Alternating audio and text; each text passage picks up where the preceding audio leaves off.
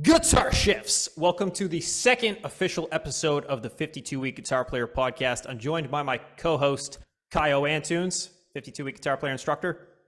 Hey everyone, I'm Caio. And today we will be interviewing the Shred Master himself, Shred Master Scott. Here I am. Let's kick it off with an evil laugh. Why not? So Shred, how's it going, man? How's the week been so far? I'm feeling strong, brother. I'm a 69 out of 69, a full charge, just ready to rock. Been eating my shred soup, liver. Baby humans, of course, are solid nutrition. I try to get a lot of that in, human flesh. Very nutritious. And podcast over. Shred, to kick things off here, you do go by Shred, but what is your real name? So I was dubbed by my parents Shredimus Maximus the 69th. That's my full name. It's extremely long-winded, so I had to cut it, down to Shred. My actual name is Scott. So on my Instagram profile, you can see Shredmaster Scott, and that is my actual name. On YouTube, I just go by Shred. It used to be Shredmaster Scott on YouTube as well. And I just kind of felt like, the whole concept of shred guitar for me that's maybe what got me started. But now I've changed and I'm not really into shred guitar anymore, and maybe even metal in general. But that's kind of like a whole other topic. But yeah, just shred. It's kind of like Slash, but shred. It's like your stage name back when bands were a thing, right? But bands are dead now.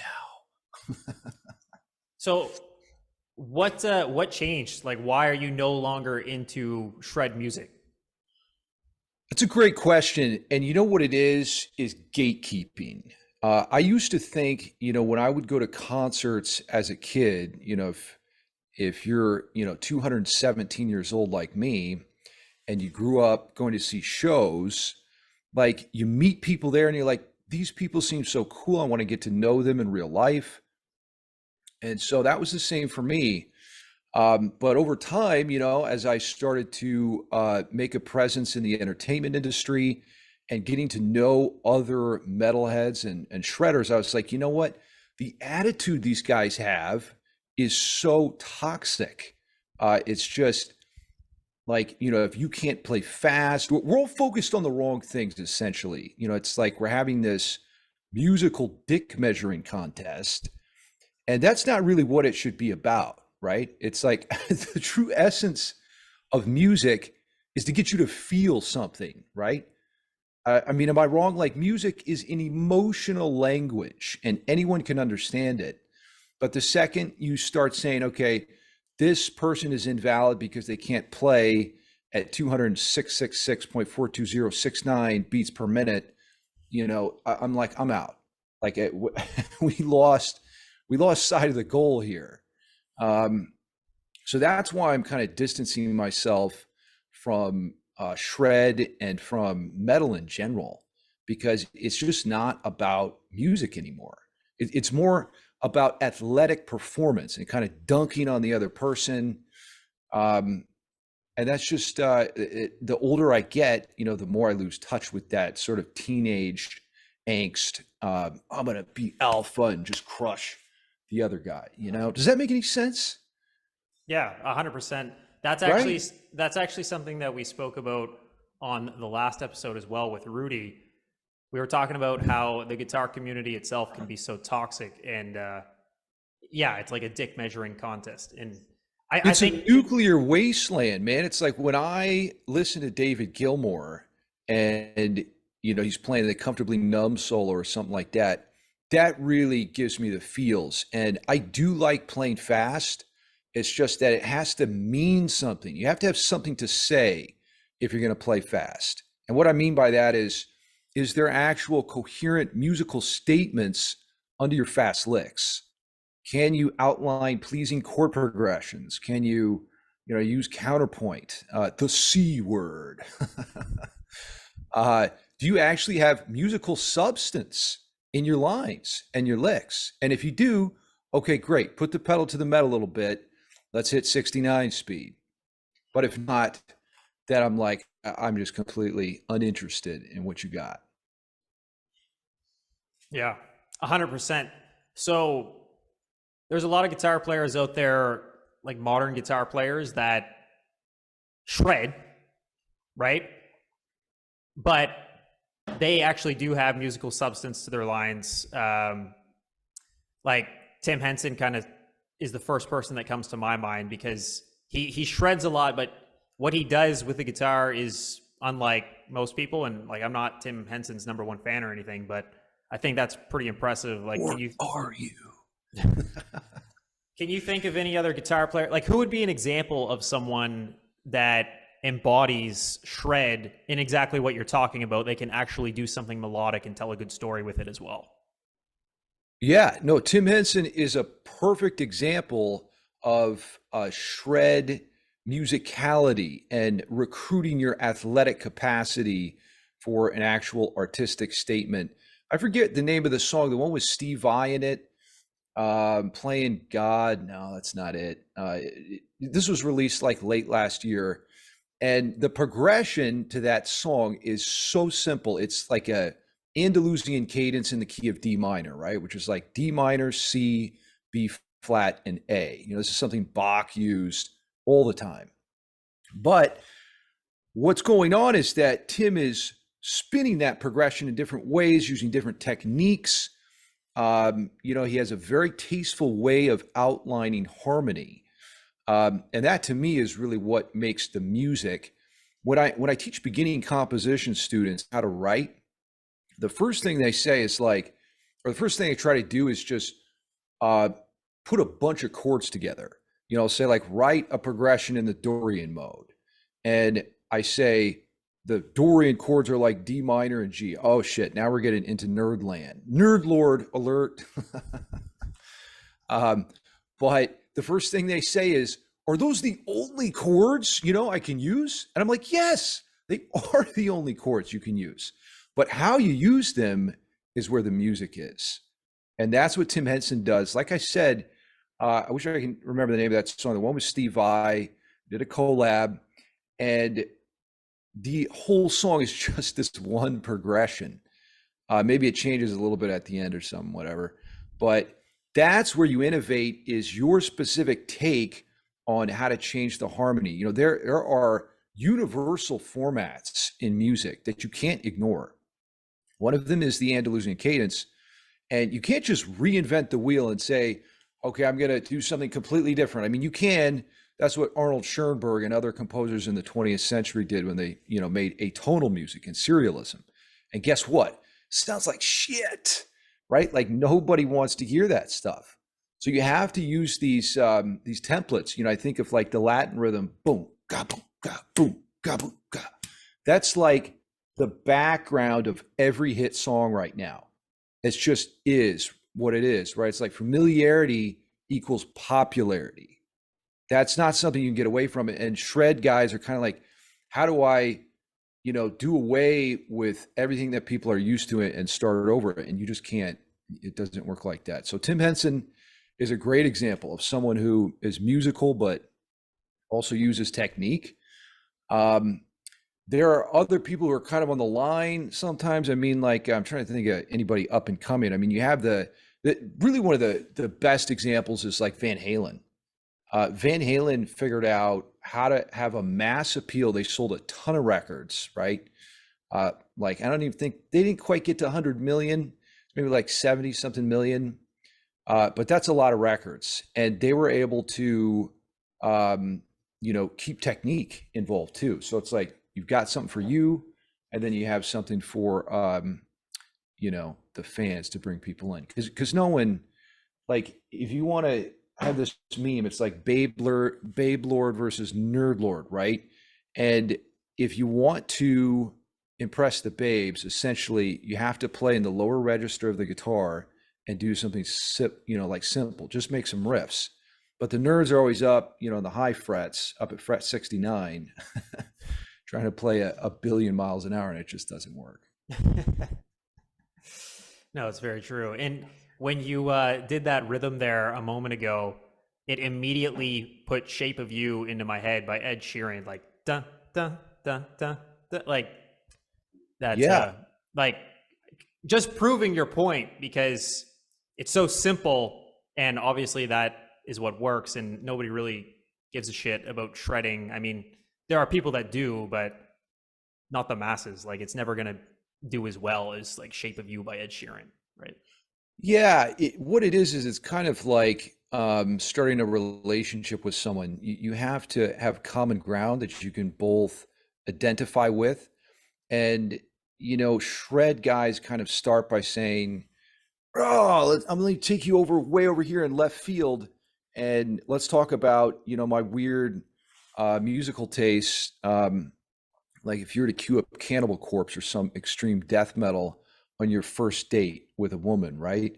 She's probably not going to give you a second date.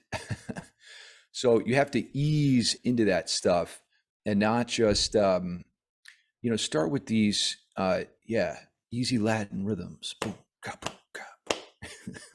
I'm in love with the shape of you. Yeah, totally. And that's actually, I would actually suggest that people jam on that kind of stuff because it helps you connect with your humanity. And as metal guys, we get preoccupied with technical facility and just being complicated. We think complexity is like the true source of value. And even if you look at scientists like Albert Einstein, his elegant simplistic equation E equals mc squared. It's so beautiful, but so simple, but it describes something complex. So if you're writing music and you don't even know what chords you're really shredding through, that's a problem. Like maybe slow down and think about it and just connect, with your passion and your soul and try to impress a woman, God forbid, instead of all the nerd lords. But we've forgotten how to do that, right? I mean, everybody has bedroomitis. It's a horrible disease. Yeah, it's the next pandemic. I hear they're giving shots for it and everything. So you got to get them. If you don't get It's an them, epidemic. Yeah. Yeah, 100%. By the way, the Polyphia song with Steve Vai, it's called Ego Death. Oh, perfect. And yeah. But Shredda, I'm thinking here about what you're saying, and we talked about this with Rudy also, that sometimes people want to go crazy, and we were talking specifically on improvisation, but now you brought this up with composition and chord progressions, right? Like you don't need any more than D minor and G to give the Dorian sound, and students should be able to learn how to make music with just that.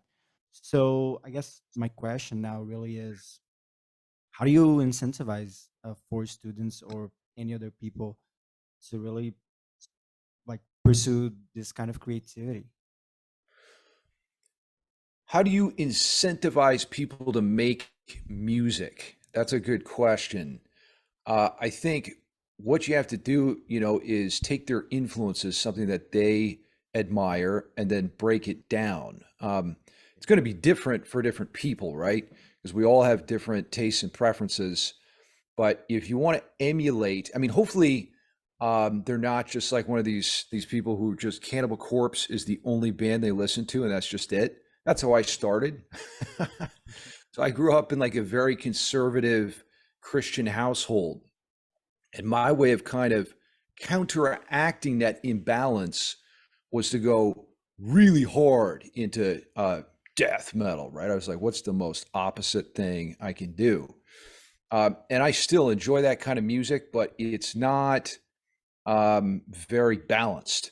It expresses one gamut of the human sphere of emotion, right? Which is just extreme aggression, death and suffering. So that's you sometimes get those students and whatever, you're gonna have to tailor it to that.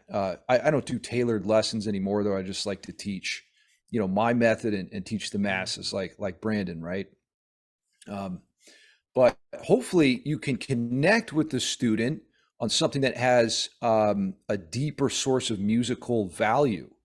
You know, a band like Pink Floyd, even if you're into metal, I think is a great example of just musicality in action. If you think about Comfortably Numb or Great Gig in the Sky, speaking of the Dorian mode, that is in the Dorian mode. And sure enough, you know, he's just repping, I think it's G minor and C chords, but it's the same formula. You have the minor chord, and then you go up a fourth, you hit the major chord, and that's the Dorian sound. But more importantly, you know, it's not a scale shape. It's not about playing with your wood, fingering the G string, right, and just getting that particular shape. It's the emotional data that you're transmuting to the listener. The Dorian mode speaks of, you know, some sadness, but then there's light at the end of the tunnel. You know, it's like clouds with a silver lining, you know, and so that's a more important language to explore if you really want students to understand a concept like the Dorian mode or any other musical device. You know, like that's where shred guys get it wrong, is they're not thinking about music in terms of an emotional language, right? They're just thinking about it in terms of, okay, I'm at the metronome at 150 16th notes, you know, playing this lick, and I got to get to, you know, 275. No, you don't. Right? You don't have to get that fast. I mean, nothing wrong if you do want to play that fast. I know Burnt is like up in those speeds, but you're going to be speaking to a tiny percentage of the human population. If you focus all your time there, right? And a lot of men in particular, you know, we're sold this lie that if we play guitar, you know, we'll become gods and we'll be able to relate to everyone. You know, no, that's just not actually how it works. Yeah, maybe like in the 80s or something, but in 2023, that's not Yeah, so. and even those guys, you know, the 80 shredders, those guys actually were very musical if you break it down.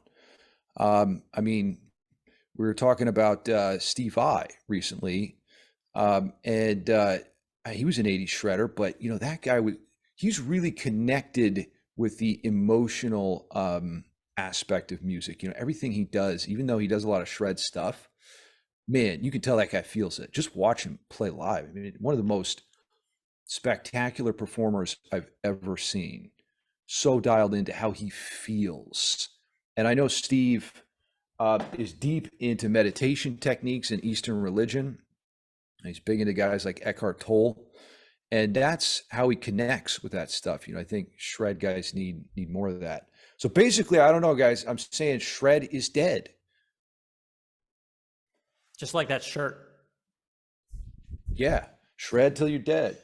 So, well, the greater question then comes up: if shred is dead, does that mean guitar is also dead? Like, because if somebody is watching this and they have goals of becoming a really fast guitar player, like, what would you say to them? Do you say, like, do you even bother, or do you just focus more on musicality? Like, what's your response to that?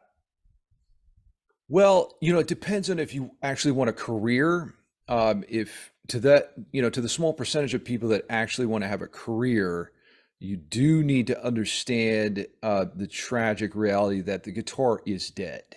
I did a short on this recently, and it's kind of the same reason that bands are dead. And the biggest reason why is that the world has moved on. You know, think about like the phonograph.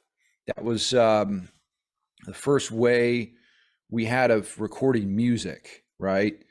But then we moved on to like the record, and then the cassette tape, and then the CD, and then Napster came along, and file sharing was a thing. And guitar is suffering kind of a similar fate.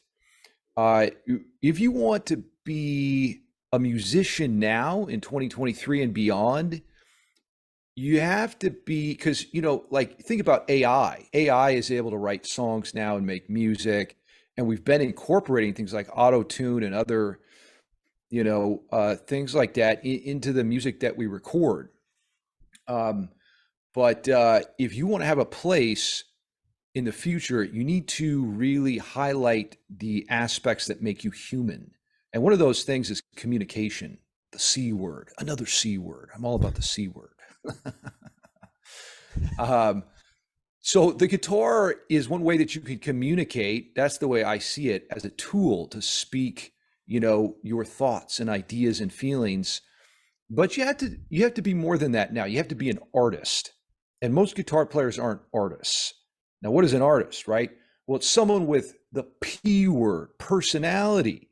You got to have personality, man.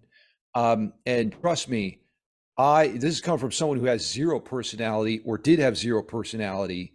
And it's something I worked on, because I started to realize that, on Instagram, you can't get any attention unless you're more than just a guitar player.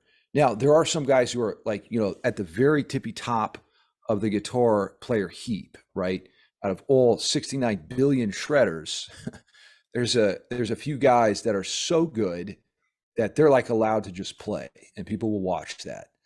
But really, if you want to be a musician and a guitar player in the modern day, think more about like rappers.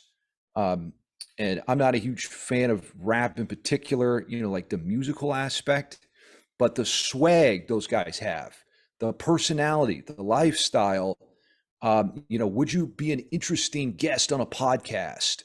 That's more what you have to be thinking about, because when people listen to your music, they're not just looking for like an athletic feat, how fast can you handle your hardwood, right? They're looking for an experience with an artist, and they want to absorb your paradigms, your worldviews. What do you think about, this or that? And they're connecting with you on a personal level. And so in that sense, the guitar is dead. You can't just play guitar and get the babes and get, tons of attention or whatever, because it's become oversaturated. Everybody's seen fast, fancy guitar playing, but now you have to take it beyond that to the realm of the artist, and you have to become a personality, and you have to be able to do more than just handle your hardwood, man. Yeah, I mean, it's true. But I think everything that you just talked about, it only applies to like that, 1% of people that actually are interested in creating a career with music, right? Like the majority of people probably aren't interested. So the people that are just playing guitar because they enjoy it, what would you say to them, I guess, in terms of like what you just said, and just in general, like practicing music theory? I would say connect with your emotion. The kind of people that follow me are more technical. They're into, music theory and guitar technique. For those people, start bending strings. Can you make a good guitar face? Right? You're like hitting that G string, finger in the G string so good. Boom. Hit a bend. Like connect with that energy right there. Like that thing that you feel when you're bending the G string with your middle finger, right? Like that essence right there is something to focus on. Like you need to be having an emotional experience when you play the guitar. And if you're not doing that, this is why people quit, because they're not getting their tank filled. It's not good for their soul. So if you sit down and you're like, oh God, now I got to play like 69 scales, and you're just sitting here like just wood shedding. All right, there's the Dorian mode. Next is the Phrygian mode, and you're just like wanking around like that. Like you're not getting enough back, right? Like there's no energy there. So you need to connect with something deeper, like the emotional content of what you're doing. The first thing I actually suggest for anyone at any level is a meditative practice. So let's say you want to learn a scale or a chord. It doesn't matter. Like it could be anything in music. Let's just say it's a scale. So let's say you're playing the D Lydian scale. That's the one that makes us cry at the movies. So cue up a drone on YouTube, like type in D drone, the D word. I have to make a shirt, new shirt idea, the D word. And then what you do is, so what the drone does is it forcibly induces a meditative state. Well, for those of you, sorry to interrupt, but for those of you that don't know what a drone is, can you explain that? A drone is just a constant pitch. Dum, it's like, imagine like a monastery in medieval Europe, and there's a bunch of monks in there, and they're all just sitting there droning, drunk on WAP juice, like that's what you want to simulate, and go there in your mind, like walk through the portal to another dimension, and really just treat practicing as a sacred ritual. This is something that, music. Oh man, we're about to get deep here. Let's go deep, baby. I'm all for it. So here's my theory. Sound, according to string theory in physics, is the fundamental particles of life. So if you reduce matter down way past the atom, right, what you find is that there's these tiny vibrating strings, and they're actually pitches. It's sound. So life and matter is sound. I mean, crazy, right? This is maybe what Pythagoras and Aristotle, some of these ancients were talking about when they used the term music of the spheres. The idea that there's like these mathematical ratios between the celestial objects that create resonance and pitches. So I don't know. I mean, I'm not saying that's 100% accurate, but it's an interesting concept to think about. And so when you practice and when you fire up a drone, use that sort of mental imagery to get you primed to enjoy your session, and don't treat it as something that's drudgery or a chore. I mean, musicians, Albert Einstein was a musician. He played the violin. A lot of very smart people are musicians. The modern physicist Brian Cox is a keyboard player. So, and the reason I think intelligence and music are correlated is because when you play music, your left and right hemispheres in your brain are lighting up like no other task simulates. So this is a tremendous privilege to be able to practice, to be able to play. And every time you sit down, plan it out beforehand. I used to work at a wood factory. I was just playing with my wood all day, and I would literally write out what I was going to practice on these pieces of wood for when I got off. I was like 18 years old. I was just planning every aspect of my practice session. And then I would obsess about it. I would fantasize, about fingering the G string later.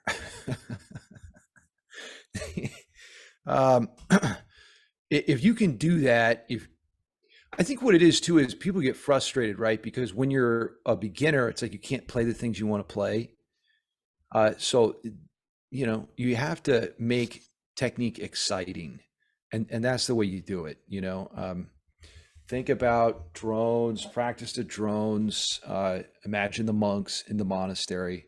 I just gave you a lot to think about there, but basically the drone will get you in the mood to play. That's essentially what it does. There's always this, like what you're saying, like we're talking about, the technical aspect of being a musician, and we're also talking about the emotional aspect and the fun, creative part of being a musician, right? And what people tend to hate is the technical aspect, because they get bored and it feels like a chore when they have to sit down and practice 69 different scales at 420 beats per minute, right? All said. On their hardwood all day, it's It's too much G-string for one man. Now you're getting it.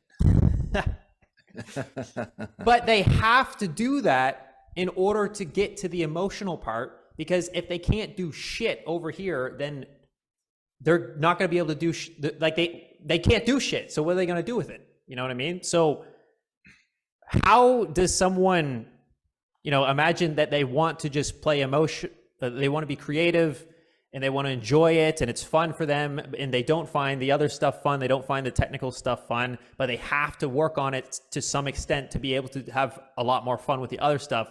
Like, what would your advice be to them? Like, how do they, I guess you were talking about how to make technical stuff fun, but like, is there a certain BPM that they have to be able to play 16th notes in order to, really maximize the emotional concept? Like, just, I was curious about that. You could talk more about My that. advice to those people who don't have technical facility yet but want to play is to watch Hellraiser 4. And in Hellraiser 4, Pinhead, the main character, makes a statement. He says, "Suffering is the coin of the realm." And it's brilliant because it's true.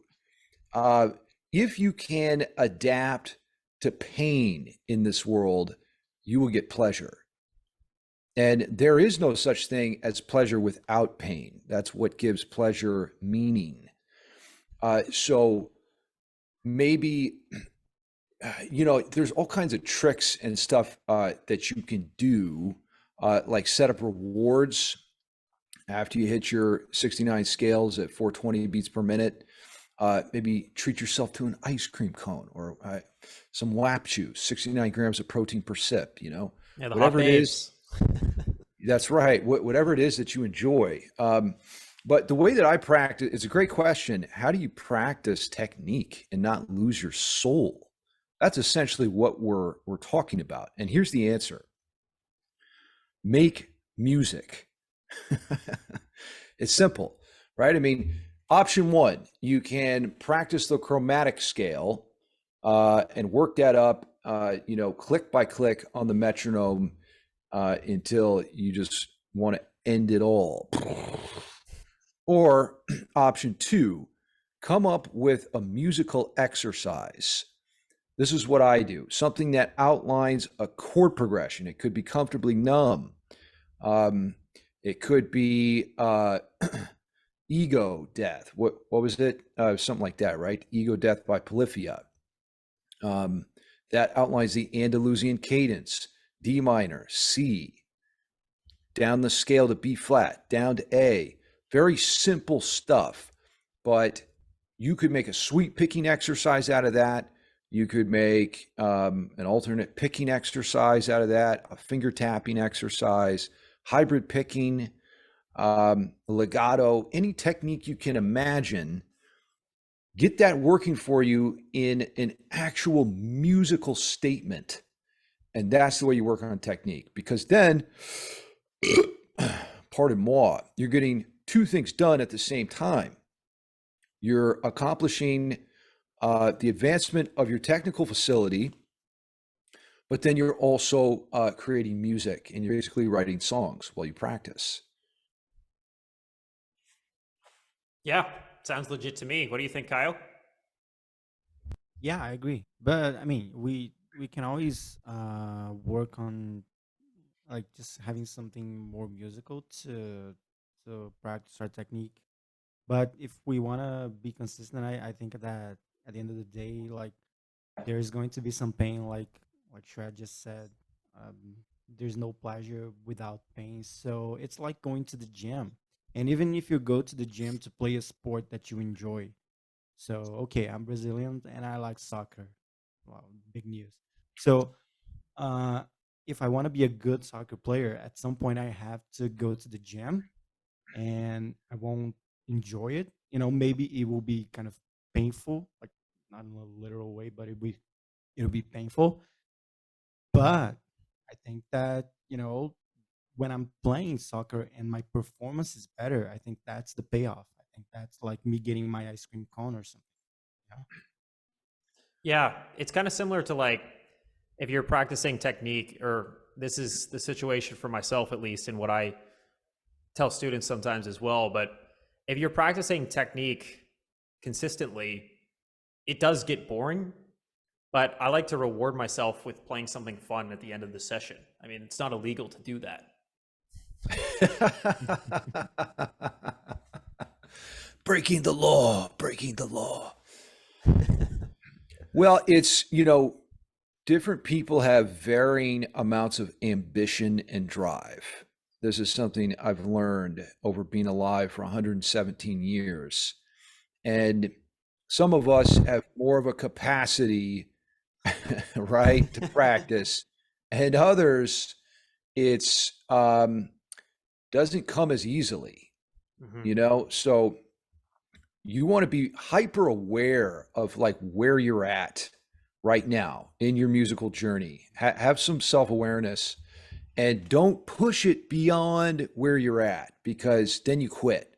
So, if you can't quite finger your G string at 69 speed, back it off a little bit. That's okay. And just use these small incremental changes, to increase the level of difficulty, and then you'll make gains. Talking about the gym, right? If you want to get a heavier lift, don't go from 0 to hero. Just gradually increase the weight at a very slow margin. And then what happens is you see the gains that you're making and the progress, and that feeds your soul, and that gives you more energy to practice. So by taking off too much or biting off more than you can chew, you kind of just burn the whole thing down and become demotivated. So you have to have like a strategy, maybe like a 52-week strategy. I don't know. It's a good one. And then, right, just kind of very gradually make changes in the level of difficulty that you're targeting. Like, don't start with a Dream Theater song. Start with Smoke on the Water, 035. That's a much easier, more rewarding place to start. So what do you practice, and how often do you practice in the run of a week? Oh man, busted. I'm gonna get myself busted here. I mean, I'll be honest, bro. It's hard to practice when you're a content creator. I don't know what people think I do all day. If I'm just like sitting around, playing guitar, but that's not it. Like, I mean, I'm constantly shooting, filming, editing. There's just a lot to do, but I try to get my 69 minutes in. And it's usually a little more than that. I'll typically do like from an hour to 2 hours at the end of the day, once I'm finished with everything. And I would recommend really like the opposite for other people. Start at the beginning of the day when you're fresh and just get a few minutes in. Chunking is another good strategy where you just, whenever you have a little bit of time, a little chunk of time, fill that with, it could be 5 minutes, run a couple scales with your drone. And then you could do another 5 minutes at a later point in the day and just repeat that process, and it adds up. But yeah, so I'll try to get an hour or two in a day. And then when I practice, oh man, like I work on technique, but I do it with musical phrases, and I open my laptop and basically I come up with an idea and I transcribe it, and because I'm just constantly, it's like diarrhea ideas coming out of my mind, my sick, twisted, shred mind. And I don't want to lose it. Right. So I just try to get it down. I have Guitar Pro open, which is a program that allows you to transcribe, tablature and music notes for those who don't know.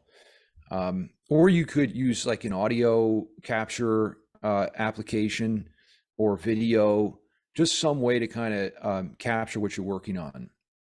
And then a lot of what I do really is just improvising and free exploration, but with musical concepts in mind. So I'll think like, okay, well, what about Igor Stravinsky's Petrushka chords, which, are like two major chords separated by a tritone, let's say C and F sharp. and then I'll come up with some phrases, that use that idea.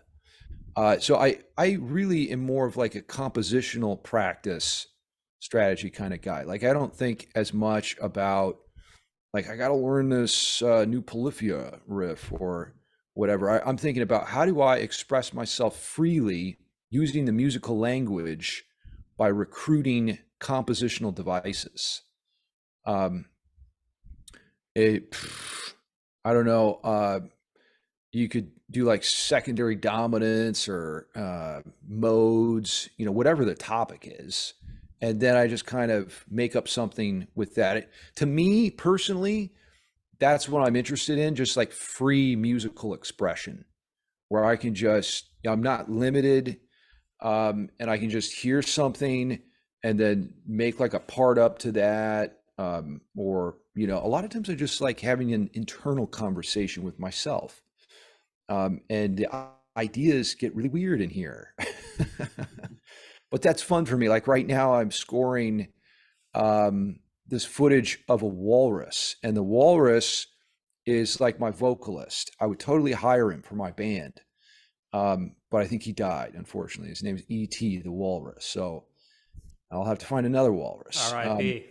Yeah, R.I.P. to the walrus. But these walruses, what they have to do to score a walrus babe, is vocalize. They have to like come up with all of these vocalizations. They can scream, they can grunt, they can even whistle.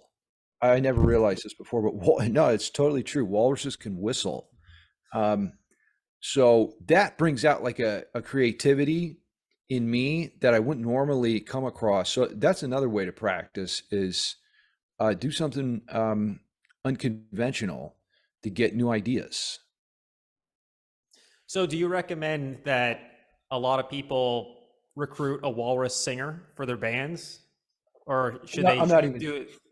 I'm not even joking. Like, I'm not even playing around here. Like, this walrus, man, like Corpse Grinder from Cannibal Corpse has got nothing on this walrus. I mean, he's incredible.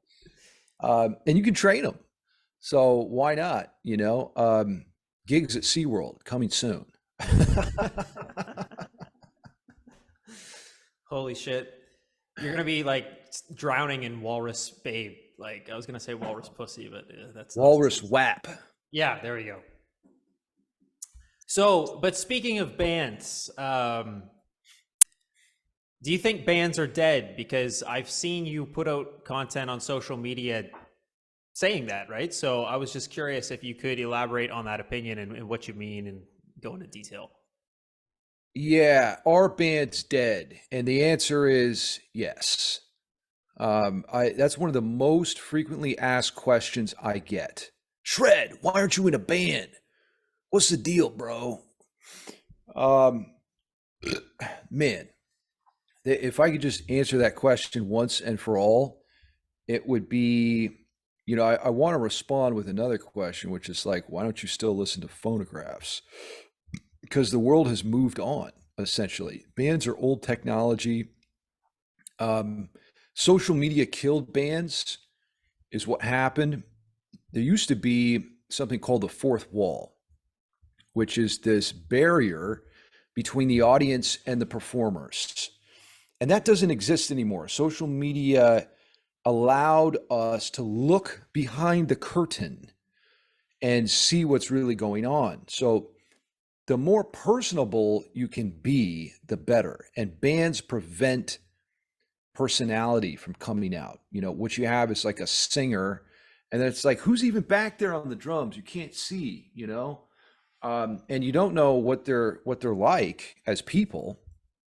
And that just doesn't work for us anymore. Communication capacity is number one. Like, you can play at people all you want with your instrument, but unless you can get to know them as a person and establish a brand, a personal brand, and become an artist, like I was talking about earlier, you're not going to be able to make it with a band. Now, I'm not saying bands can't be successful. It's just orders of magnitude more difficult. And Rick Beato released a video yesterday or the day before on this topic. Bands used to be, it was just a whole model of the music industry that toppled. Bands used to be signed by a major label, and then they would get an advance to go record an album. And Rick Beato was saying he would do a record for like 450 grand. And then before he knew it, he was making records for 150 grand. And then it was like 50 grand. And this is like by 2005, 6, 7. And then people were just like, screw this, we're going to record our own demo using, just simple equipment. You don't need the labels anymore. Yeah. So bands are dead. You'd be much smarter if you adapt to the new music industry. I'm not saying, again, that it's impossible to get a band going now.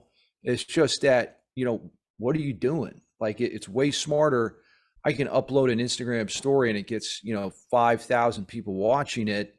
And then or I could go, rent live gear, set up schedules with everyone.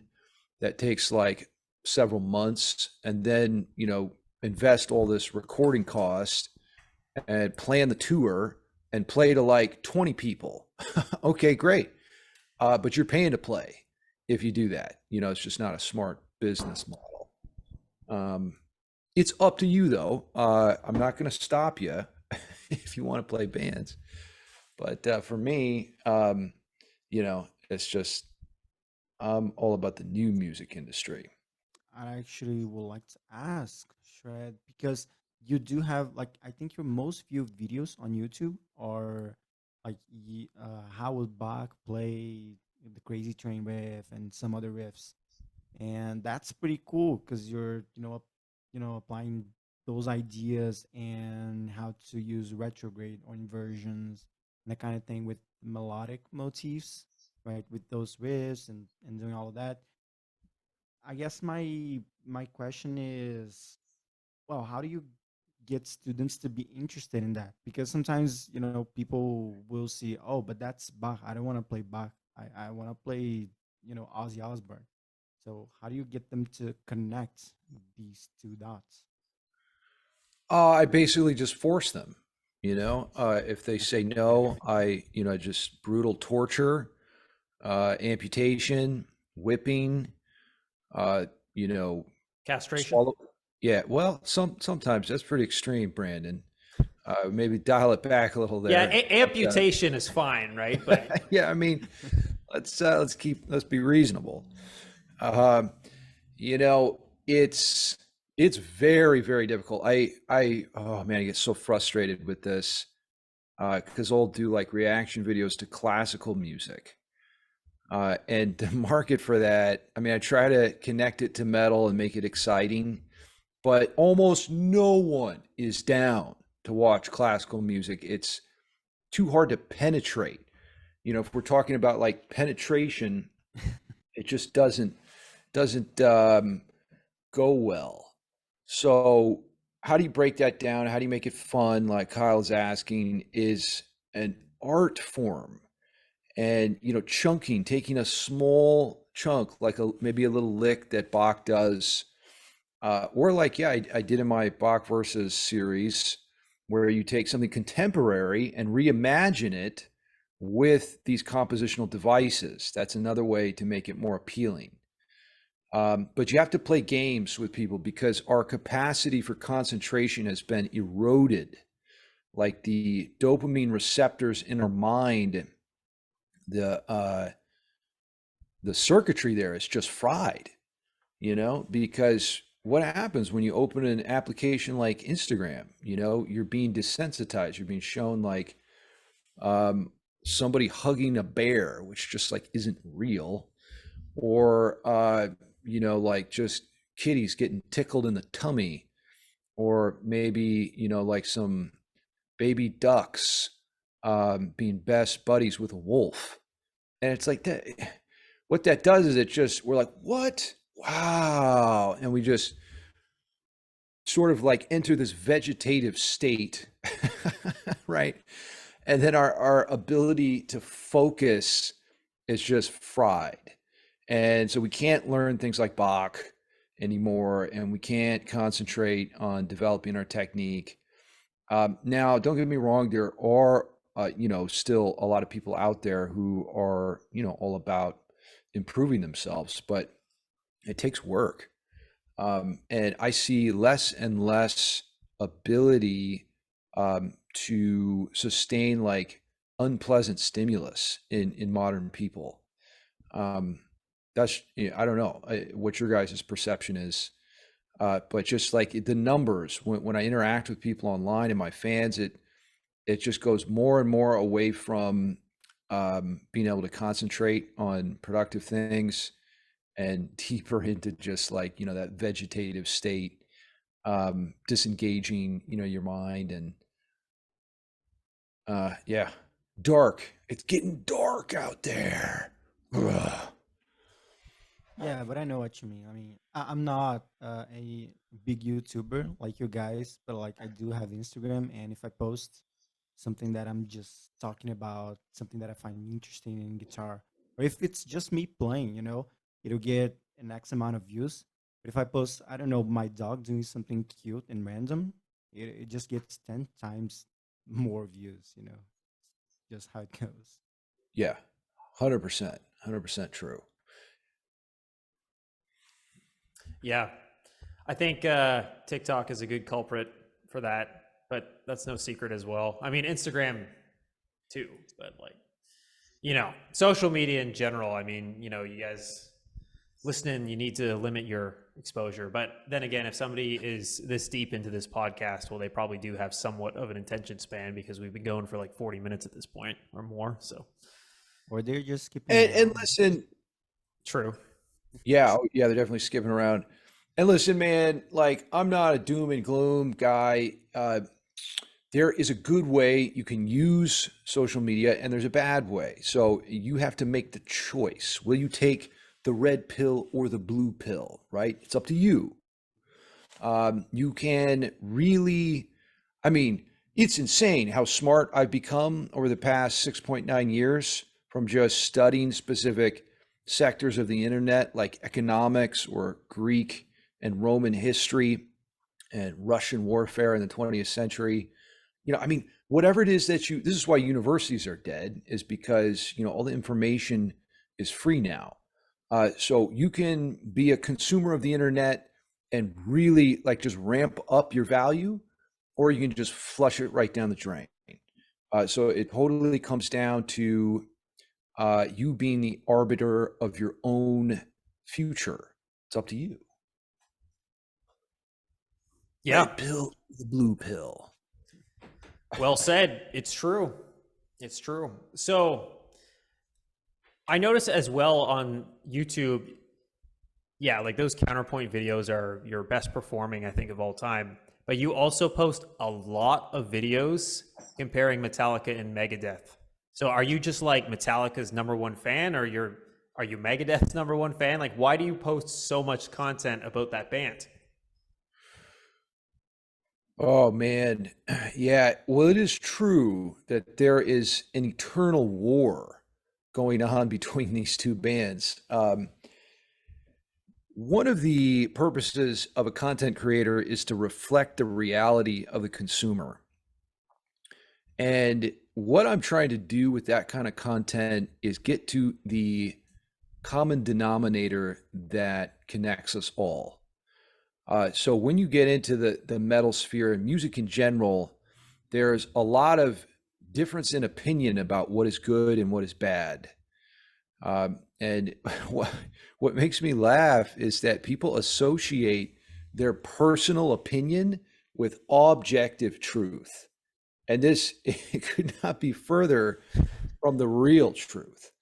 Shred's law number 2 states that the more you understand reality, the better you interface with it. So you can say, well, I don't believe in gravity, but then when you jump off a cliff, you're going to be proven wrong, right?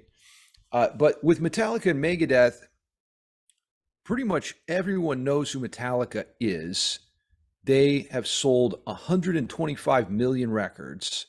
You know, they've got 25 million Spotify monthly listeners. Pretty much everybody knows them. And so I like to connect and rep like the basics with that. And then, because I'm into a lot of strange, obscure stuff, and that kind of holds everything together. There's just not, like, if I put out a video on Metallica, you know, it's going to get 69x more views than anything else. So I like to rep those basics, which opens up a conversation with new fans about what they value, and then we can go deeper into other avenues of music. So Metallica and Megadeth are the fundamental uniting force in my sphere, which is metal. And then if you watch my channel, you know, I do a lot of videos on other topics, but you probably wouldn't see them unless, you know, you're someone who has more obscure tastes. Yeah. So the Metallica versus Megadeth videos are, I mean, in simple terms, I guess, a funnel basically to get people to perhaps exposed to like the more juicy content on your channel. That's exactly what it is. Yeah, it's a marketing funnel.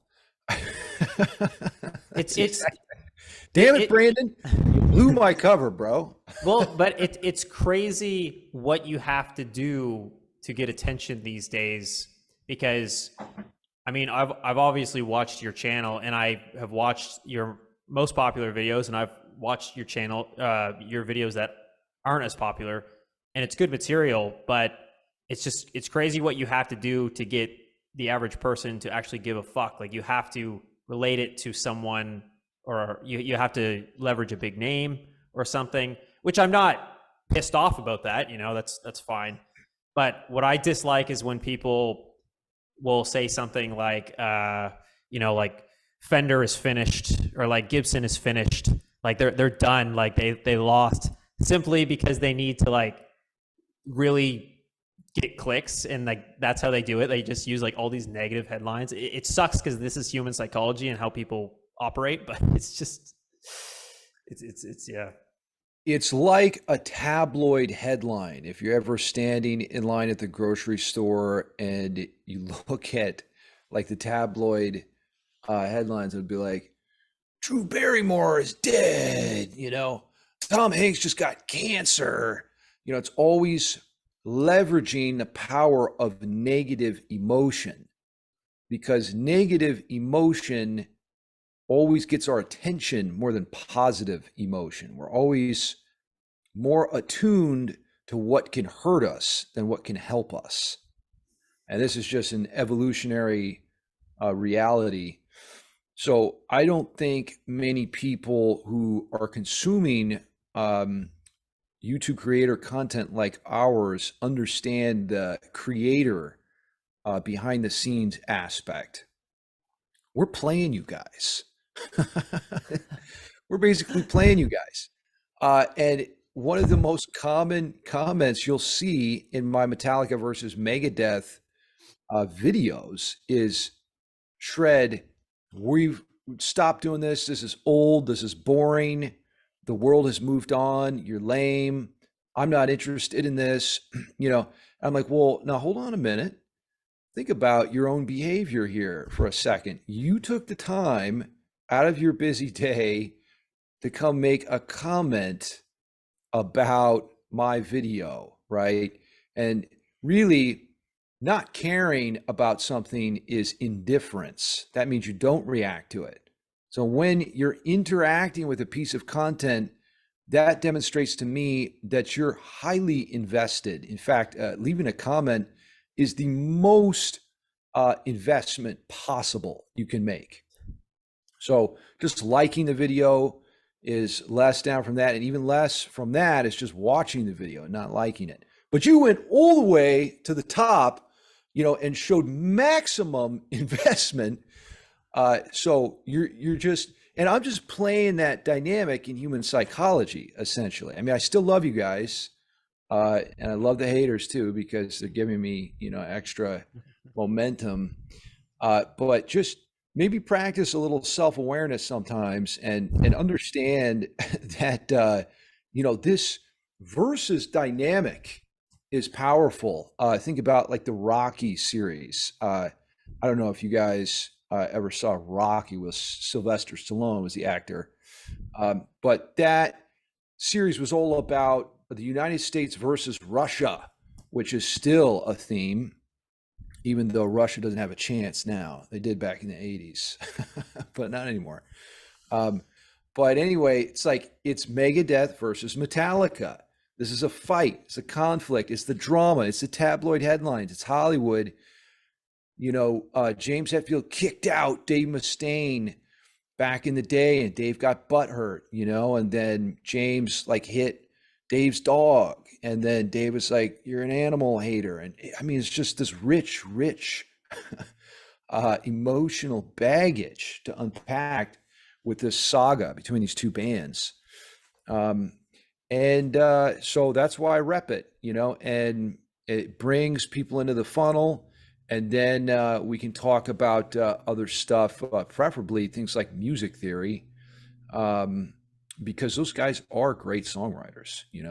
They sell more than anybody else. And for me, I'm more interested in the numbers. So, okay, you can say, I get this all the time. People will be like, "Hey, I can't believe this, but no one's heard of the best band in the world. It's like my friend's band, and they're incredible." And they'll send me a clip, right? I'm like, yeah, well, actually, this isn't the best in the world, but they think it is because they're emotionally attached, right? They know these people, but the numbers tell you the story of human value on a large scale. So, all right, fine, your friend's band, you like them, but what are their sales like versus what are Metallica's sales like? So the market, I'm big into economics, and the market is saying Metallica's better. Now even with Metallica and Megadeth, right? So Megadeth has only sold about 40 million records. But now you might be saying, well, yeah, but did they get as much marketing opportunity as Metallica? Did they even have the visibility? And the answer is yes. I mean, Dave Mustaine has all the visibility he can handle, and he even toured with Metallica, right? But still, the people, reiterate this message, which is that our personal taste as a general collective coincides more with Metallica than Megadeth. Their songs are simpler, easier to understand. The vocal range of James Hetfield is more relatable, where Dave Mustaine's up in this kind of weird place. He sounds like a goose sometimes. I still love you, Dave. So yeah, I don't know. I mean, those are big things to unpack right there, but that's the general gist. Yeah, I think maybe if Megadeth recruited a walrus instead of Dave Mustaine for their vocals, who knows what could have happened, right? Man, that's next, I think. Yeah, who can put together the animal band? Well, let's do it right now. I mean, 52 Week Guitar Player podcast. So are we in unanimous decision that a walrus or the walrus takes vocals? Oh yeah, I mean, well, I can't think who would be better than a walrus. I'm trying to think. A lion's roar is cool, but the thing is the walrus has so much more diversity. He can tone it down for the verse, and do some kind of low vibration chuckling, and then on the chorus, he brings out the death metal vocals. He can do whatever you want. Right. I don't know who would be better on vocals. I go walrus. Okay. Well, I was thinking for bass, we would have a giraffe simply because they're the only animal long enough for a bass. Yeah, that's a fair point there. The strings, long vibrations equal low register. So that makes sense with the giraffe. Well, then I guess that we will have to have a gorilla on the drums. Well, they're Yep. actually like we could get the gorilla. Like, did you guys ever see that gorilla who covered the In the Air Tonight? He did that drum fill. Did you guys ever see that viral YouTube video? We'll put it on the screen here. Did you guys see that? I don't think I saw that. Oh shit! Yeah, no, there's a viral video of a gorilla playing the drum fill to "In the Air Tonight," so we can get that gorilla. I'm sure he's still alive. This was only like 15 years ago or 10 years ago. How long do gorillas live for? Gorillas live for quite a while. It can be similar to a human lifespan. Like Coco the gorilla, I think she was like 70 or something. When she Damn. died. I could be wrong about that. She might have been more like 50, but yeah, they live a while. Well, worst case scenario, we pull him out of retirement. He does the show. Okay, so we've got a good rhythm section going on. We've got the drums and bass. We've got a vocalist now. Guitar. Man, guitar would be. I would love to see like a whale play guitar, just because of like the flippers. It'd have to be a very large guitar. And a large whale too, or a small whale? I think Large it's whale, gonna be- small guitar. Yeah, it's gonna have to be a SeaWorld situation.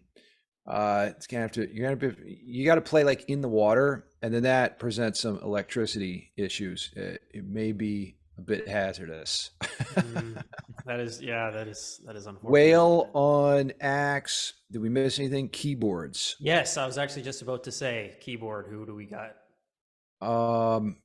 Man, something completely different. Like Well, maybe.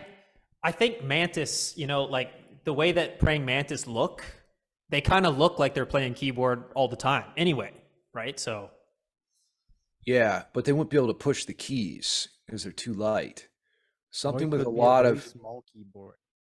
Oh, you know what? You know what would work, Brandon? Is a golden orb spider. Those spiders have a lot of limbs, like the mantis, but then they can eat birds. Like they're huge, Right, right. huge spiders live in Australia. Yeah, maybe the golden orb spider. Just don't get bitten by that. That's the number one thing. right. And so are we adding a string section to this? String section. Uh, it would do strings. Maybe a group of prairie dogs. Prairie dogs. They would have a challenge playing strings, but yeah, maybe a more mid-range animal. Orangutans are great. To go back to the ape family. True. But if we want, because 2023 is all about diversity and inclusion and all that woke BS, right? So if we want to accommodate for that, maybe we've got too many ape people. Maybe we gotta Let's show some diversity. Seals. Seals can be quite musical. That's similar to walrus, though. That goes back to the first thing, right? Crap. Yeah. Yes, we don't have any cats yet. Oh, cats. That's pretty cliche, but Well, were we gonna have a lion? lions and bears. Backup You gotta have vocals. bears. Yep. Bears, polar bears. We have those in Canada. I know a guy. I can. Yeah. Dude, polar bears, those things are vicious. They're the only bear species that actually enjoy the taste of human flesh. Like they'll seek it out. Yeah, that's crazy, man. Like I went through a phase where I was watching too many documentaries about polar bears, and like they'll eat their own. I mean, it's not uncommon for animals to eat the young of other animals. Like a lion will eat the offspring of another male lion, but with polar bears, they've been known to eat their own. Yeah, it's insane, man. Oh yeah. Yeah, they'll do that up. The biggest polar bear ever found was shot by a guy back in the 60s. It was 11 feet tall and 2,000 pounds. That's a big bear. That's a ton. That's a whole ton of a bear. Imagine Jesus. running into that. Yeah. Yeah, Scary shit. No thanks, man. So this isn't guitar related or anything, but you also post a lot of videos at the gym, right?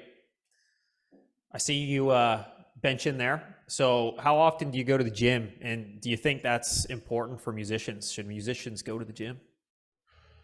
Yeah, I mean, they should definitely go to the gym. What happens is when you practice, it's a sedentary exercise. So you're restricting blood and oxygen flow, and you get back problems. A lot of guitar players, especially if you have a Les Paul, you're complaining about back problems. And I'm one of those people. Mm. So the gym provides, a way to kind of, stay healthy and just switch it up in your life. But I go to the gym most every day, or I'll exercise most every day. I don't necessarily, go to the gym every day. Um, but yeah, I love lifting weights. I find there's a lot of like parallels, between playing music and leveling up in the gym. It's the same sort of mindset that you have to adapt. If you want to have a better, bigger lift on a particular exercise, the strategy is similar. You go up in small incremental amounts, and it's the same thing if you want to, get faster at like a lick using the metronome. So yeah, I mean, like I would totally, uh, not just as a musician, but just people in general. I mean, I think depression is like at an all-time high right now, because of online media, and it's just it's a great way also to make friends with pain and suffering. Can you enjoy, because then you see the actual effects too. Your muscles are getting bigger, and you kind of make this connection between um, doing things that are unpleasant, and then sort of the benefits and the gains that you get as a return. But yeah, I love working out. That's like a side brand, a side aspect of my brand. um, and if you're an artist or musician, yeah, and maybe there's other things that you enjoy. You don't just have to show music all the time. It's a way to kind of connect with people on a more personal level. Yeah, for sure. I remember I actually did a poll once to my YouTube channel just asking like what their interests were besides guitar. And the gym was actually quite popular, but unfortunately what beat it was video games. And yeah, I can't Damn it. remember all the options, but um Video games, yeah. I mean, I've been thinking about getting back into video games. I would do it on like Discord or something. Like if I could play with my patrons, I think that would be fun. You know, it, yeah. Did you play games as a kid at all, or I Kyle? Did mean, anybody play video games? I fucked with Super Mario, like Oh yeah, okay. Paper Mario, Legend of Zelda, Nintendo, all those classics. Super Smash Bros. I'll kick your ass in Super Smash Bros. Bet What you about would. what about you, Caio?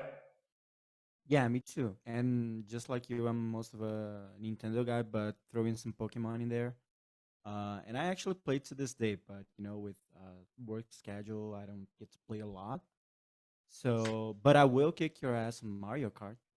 Oh, that's a challenge. That's a challenge. I played Mario Kart. Which Which version? Which Yeah, game? which one? I have been playing the Deluxe 8. It's the most recent one on Switch. Oh, well, yeah, you would kick my ass in that case. I played the original. 64. Or no, that's the second one. Yeah, the original is for the SNES. Yeah. And then yeah, the 64 version was popular. I mean, all those games do well. But the original, it's so interesting because we've been talking about, how people aren't able to focus on things that challenge them anymore. If you look at the evolution of the Mario Kart series, the first game is almost impossible for beginners to play. But then the 64 version really created this communistic elimination of extremes. It's like you could be playing that game for a long time or never played it at all, and you both have an equal chance of winning. It's not quite that extreme, but like compared to the first one, like if you've never played the first Mario Kart, I would probably lap you twice on every track. But if you had never played the 64 version, we would be pretty close, you know, even though I put a lot of hours in on that game. But then, yeah, as it goes on, like, I don't know what really happened, if it got more or less balanced out from the extremes, but I feel like today is closer to the first one you said um because at the same time people have like video games overall are getting a lot easier, like just a lot.